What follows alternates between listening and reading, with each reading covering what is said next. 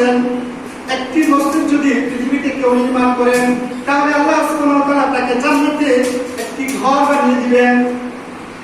আরেকটি হাদিসে এসেছে রাসূলুল্লাহ সাল্লাল্লাহু আলাইহি ওয়াসাল্লাম বলেছেন যদি কোনো ব্যক্তি পাখির বাসার পরিমাণ সম্পদ যদি মসজিদ তৈরি করা নির্মাণ করার কাজে ব্যয় করে তাহলেও আল্লাহ সুবহানাহু ওয়া তাআলা তাকে জান্নাত দান করবেন। যদি একটি ইট হয়, একটি সুরকি হয়, এক বস্তা বালু হয়, এক বস্তা সিমেন্ট হয়, যা কিছু হোক না কেন বলা হয়েছে পাখির বাসা পরিমাণ, চড়ুই পাখির বাসা এই পরিমাণ জিনিস যদি কেউ মসজিদে দেয় তাহলে আল্লাহ সুবহানাহু ওয়া তাআলা তাকে জান্নাতে ঘর বানিয়ে দিবেন। সুবহানাল্লাহ। সম্মানিত হাজরিন, যারা মসজিদে জমি দিয়েছেন তারা তো জান্নাত পাবেন ইনশাআল্লাহ তাআলা।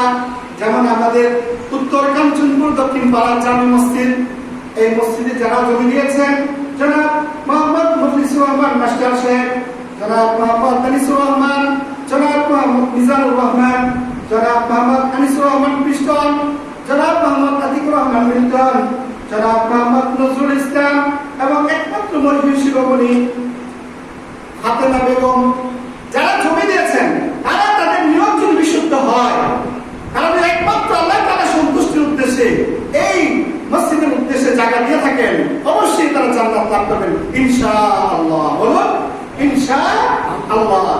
সম্মানিত হাজিরিন, মসজিদ হলো আল্লাহর ঘর, আর মসজিদু বাইতুল্লাহ, মসজিদ হলো আল্লাহর ঘর।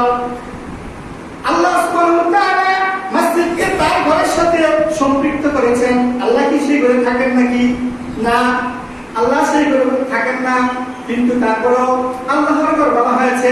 কারণ হচ্ছে বাইতুল্লাহ শরীফে, বাইতুল্লাহ হচ্ছে মূল, মনে করেন রেলের ইঞ্জিন। কাল কিয়ামতের ময়দানে এই বাইতুল্লাহ শরীফ সারা পৃথিবীর যত মসজিদ আছে, যারা যারা মসজিদের সম্পৃক্ত ছিল, মসজিদে দান করেছে, মসজিদের সাথে সম্পৃক্ত ছিল, তাদেরকে নিয়ে সকল মসজিদ সেই বাইতুল্লাহ হলো ইঞ্জিন এবং পৃথিবীর সকল মসজিদ হলো বগি, রেলের বগি। ঠিক কিয়ামতের দিন বাইতুল্লাহ সকল মসজিদকে নিয়ে জান্নাতে চলে যাবে। যারা মসজিদের সাথে সম্পৃক্ত থাকবে তাদেরকে আল্লাহ সুবহানাহু ওয়া তাআলা জান্নাত দান করবে। সম্মানিত হাজিরিন, এছাড়াও রাসূলুল্লাহ সাল্লাল্লাহু আলাইহি ওয়াসাল্লাম নির্দেশ দিয়েছেন, আম্মা জান হযরত আয়েশা রাদিয়াল্লাহু তাআলা আনহা থেকে বর্ণিত, তিনি বলেন রাসূলুল্লাহ সাল্লাল্লাহু আলাইহি ওয়াসাল্লাম আমাদেরকে আবাসিক এলাকায় মসজিদ নির্মাণ করার জন্য নির্দেশ দিয়েছেন।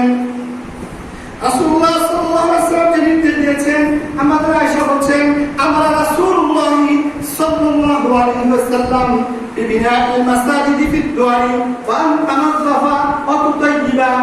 রাসূলুল্লাহ সাল্লাল্লাহু আলাইহি ওয়াসাল্লাম আমাদেরকে আবাসিক এলাকায় মসজিদ নির্মাণ করার জন্য নির্দেশ দিয়েছেন। অর্থাৎ যেখানে ঘরবাড়ি আছে, অনেক মানুষের বসবাস, সেখানে মসজিদ করার জন্য বলেছেন।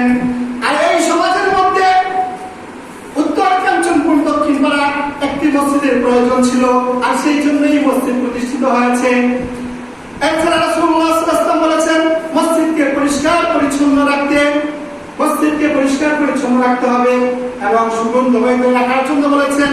মসজিদ পরিষ্কার করা, মসজিদ পরিচ্ছন্ন রাখা, সুগন্ধময় করে রাখা এটা নবীওয়ালা কাজ, নবীদের কাজ। সুতরাং এটা অত্যন্ত উত্তম কাজ।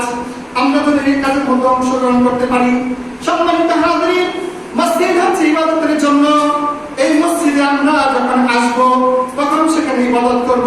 মসজিদ যদি এসে আমরা বসে থাকি, কোনো কথা না বলি, চুপ করে বসে থাকি, তাহলেও আমাদের আমলনামায় সওয়াব করতে থাকবে। মসজিদে আসতে হলো, মসজিদে বসতে হলো, মসজিদে ঘুমালে না। এই জন্য মসজিদে বেশি বেশি করে আসতে হবে।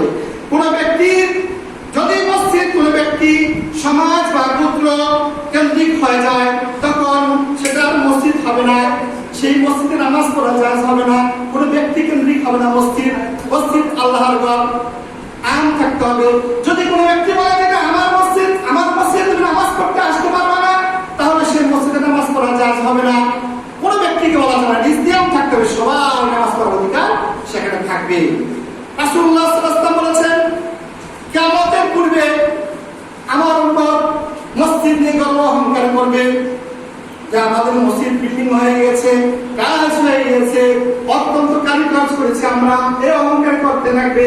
তবে অহংকার করবে না। রাসূল বলেছেন লা তাকুমুস সাআতু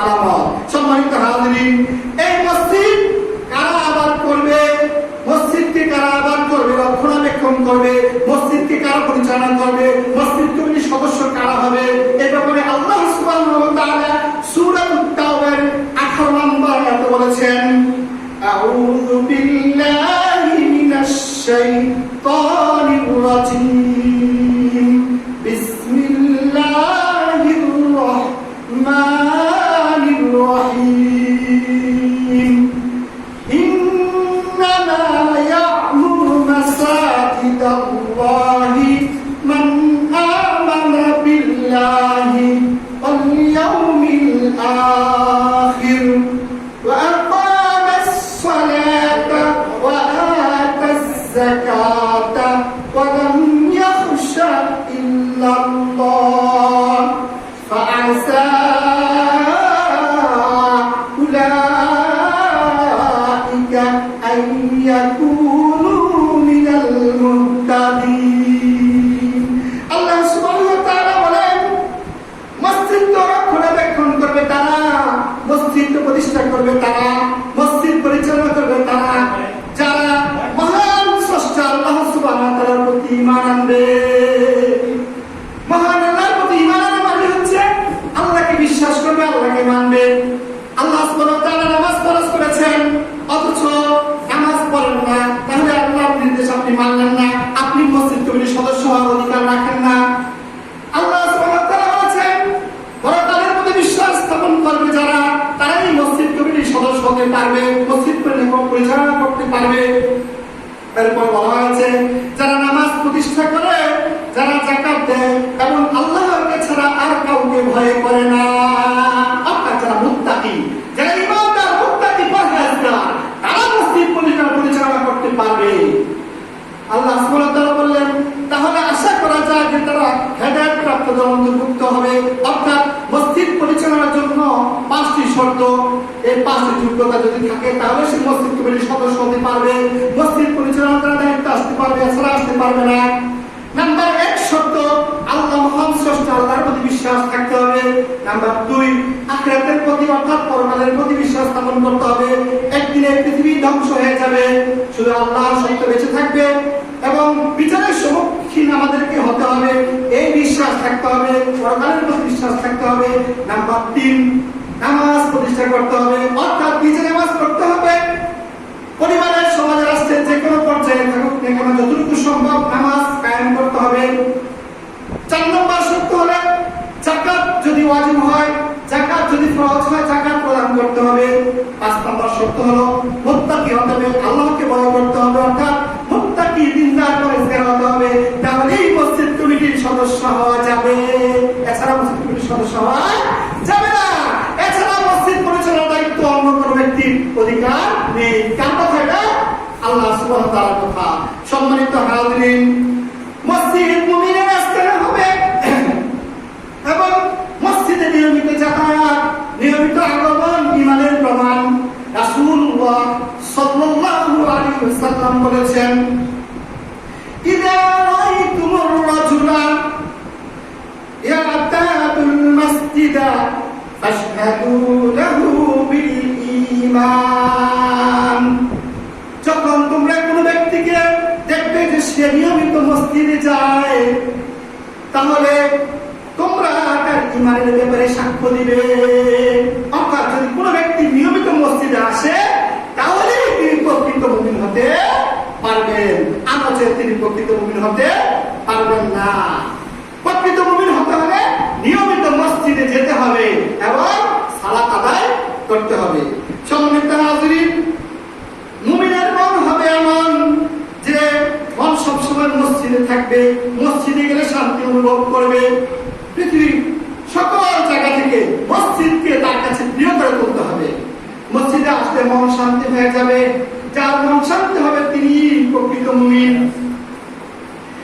আমরা যখন সারাদিন কর্মব্যস্ত থাকি, মানুষ সারাদিন কর্মব্যস্ত থাকে, অফিস আদালতে ব্যবসা বাণিজ্য নিয়ে ব্যস্ত থাকে, বিভিন্ন কর্মে ব্যস্ত থাকে, কিন্তু মানুষের মনটা থাকে কোথায়? বাড়িতে, পরিবারের মধ্যে। আপনি যেখানে থাকুন না কেন আপনার মন তখন কোথায় থাকে? বাড়িতে থাকে। পরিবারের কাছে থাকে, ঠিক তদ্র একজন মুমিন যেখানেই থাকুক না কেন, তিনি কর্মস্থলে থাকুক, অফিস আদালত থাকুক, দোকানপাটে থাকুক, আর পরিবারের মধ্যে থাকুক, যেখানেই থাকুক না কেন, তার মন তার হৃদয় সবসময় থাকবে কোথায়? মসজিদের দিকে। তার মন হৃদয় সবসময় মসজিদে থাকবে, তার কানটা থাকবে আজানের দিকে। কান থাকবে কোন দিকে? আজানের দিকে, এবং চোখ থাকবে ঘড়ির দিকে। আমাদের সময় হয়ে গেল কিনা? তাহলে বোঝা যাবে তিনি প্রকৃত মুমিন। সম্মানিত হাজিরিন, যে ব্যক্তি এমন হৃদয় অধিকারী হতে পারবে, মসজিদের সাথে সম্পর্ক বানাতে পারবে, আল্লাহ সুবহানাহু ওয়া তাআলার রাসূল বললেন যে তাদের জন্য মহা সুসংবাদ। মহা সুসংবাদটা কি? একদিন এই পৃথিবী ধ্বংস হয়ে যাবে, কিয়ামত সংঘটিত হবে, সেদিন আরশের ছায়া ছাড়া আর কোনো ছায়া থাকবে না। সূর্য আধা হাত এক হাত উপরে চলে আসবে, মানুষের নখগুলো টক টক করে উৎরাইতে থাকবে। সেদিন আল্লাহ সুবহানাহু ওয়া তাআলা যার সম্পর্ক ছিল মসজিদের সাথে, তাকে সেদিন আরশের ছায়ার নিচে জায়গা করে দিবেন। কে বলেছেন?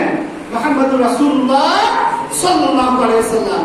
রাসূলুল্লাহ সাল্লাল্লাহু আলাইহি ওয়াসাল্লাম বলেছেন, সাবাতুন ইযিল্লুহুমুল্লাহু ফি যিল্লিহি ইয়াওমা লা যিল্লা ইল্লা যিল্লুহু ওয়া রাজুলুন কলবুহু মুআল্লাকুন ফিল মাসাজিদ। শাস্ত্রের ব্যক্তিকে আল্লাহ সুবহানাহু ওয়া তাআলা আরশের ছায়ার নিচে জায়গা করে দিবেন, যেদিন আরশের ছায়া ছাড়া আর কোনো ছায়া থাকবে না। তার মধ্যে অন্যতম হলো ওই ব্যক্তি যার হৃদয়টা, যার মনটা সবসময় মসজিদের সাথে সম্পৃক্ত থাকবে। যার মনটা কোন দিকে থাকবে? মসজিদের সাথে সম্পৃক্ত থাকবে। মহল্লা কোন বলা হয়েছে, তাল্লুক থাকবে, সম্পর্ক থাকবে কার সাথে? মসজিদের সাথে। তাকে আল্লাহ সুবহানাহু ওয়া তাআলা আরশের নিচে জায়গা করে দিবে।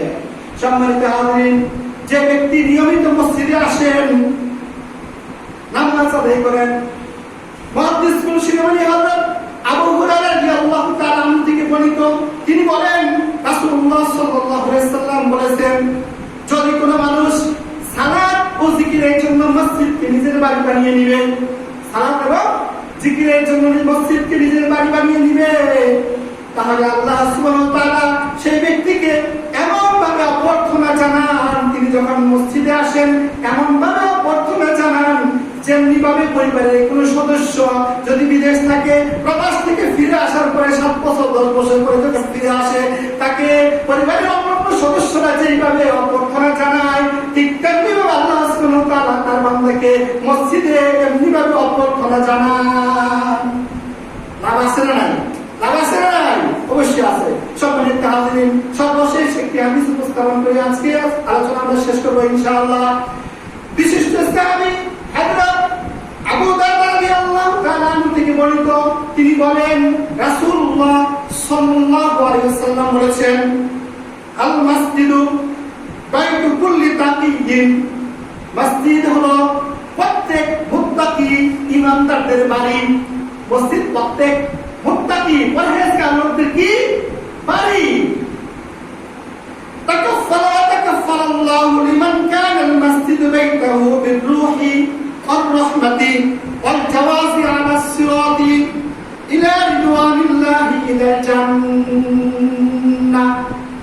রাসূল বললেন যে ব্যক্তি মসজিদকে তার বাড়ি বানিয়ে নিবে, আল্লাহ সুবহানাহু ওয়া তাআলা তার সকল দায়িত্ব নিজে নিয়ে নেবেন।